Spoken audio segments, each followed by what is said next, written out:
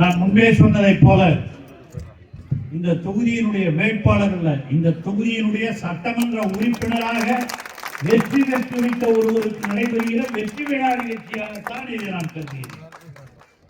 அந்த அளவிற்கு இந்த கிட்டத்தட்ட 18 மாதங்களில் இந்த தொகுதிக்காக ஆற்றியிருக்கிற பணிகளின் மூலமாக இந்த தொகுதி மக்களுடைய உள்ளங்களிலே நிரந்தர இடத்தை பெற்றிருக்கிற ஒருவர் தான் நம்முடைய அன்னியூர் சிவா அவர்தான் இப்பொழுது கழகத் தலைவர் தளபதி அவர்களால் மீண்டும் இந்த தொகுதியினுடைய வேட்பாளராக அறிவிக்கப்பட்டு இங்கே உங்கள் முன்னால் உங்களுடைய வாக்குகளை அல்ல நீங்கள் சென்று பணியாற்ற வேண்டும் என்ற ஒரு அன்பான வேண்டுகோளை வைப்பதற்காக இந்த நிகழ்ச்சி நடைபெற்றுக் கொண்டிருக்கிறது.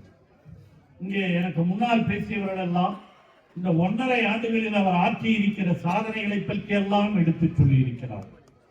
எப்பொழுதுமே அவர் நிரந்தர கழகத்தினுடைய தொண்டராக தோழராக பணியாற்றியவர் தான் நம்முடைய அன்னியூர் சிவா அவர்.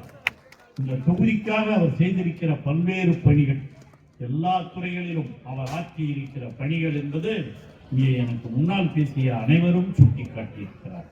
அந்த பணிகளை எல்லாம் நான் மீண்டும் திருப்பி சொல்ல வேண்டிய அவசியம் இல்லை. ஆனால் மீண்டும் ஒன்றை நினைவு கூறுங்கள், அவர் வெற்றி பெற்ற அடுத்த முறை வருகிற பொழுது விழுப்புரம் தொகுதி மட்டுமல்ல மாவட்டத்திற்கே ஒரு சிறந்த தொகுதியாக விக்கிரவாண்டி தொகுதியை உருவாக்கி தருவார் என்பதை வேறுபட்டு அவர் இங்கே இடைத்தேர்தலில் வேட்பாளராக நிற்கிற பொழுது இங்கே அப்பொழுது மாவட்ட செயலாளராக இருந்த பொன் கௌதமி சிகாமணி அவர்களும் நாங்கள் எல்லாம் சேர்ந்து இந்த பணியை நாம் ஆற்றியிருக்கிறோம். அப்படி அந்த பணியை ஆற்றிய காரணத்தினால்தான் இன்று இந்த தொகுதியினுடைய சட்டமன்ற உறுப்பினராக இருந்து அவர் பல்வேறு பணிகளை ஆற்றி இங்கே எல்லோருக்கும் முன்னுதாரணமாக ஒரு சட்டமன்ற உறுப்பினராக செயல்பட்டுக் கொண்டிருக்கிறார்.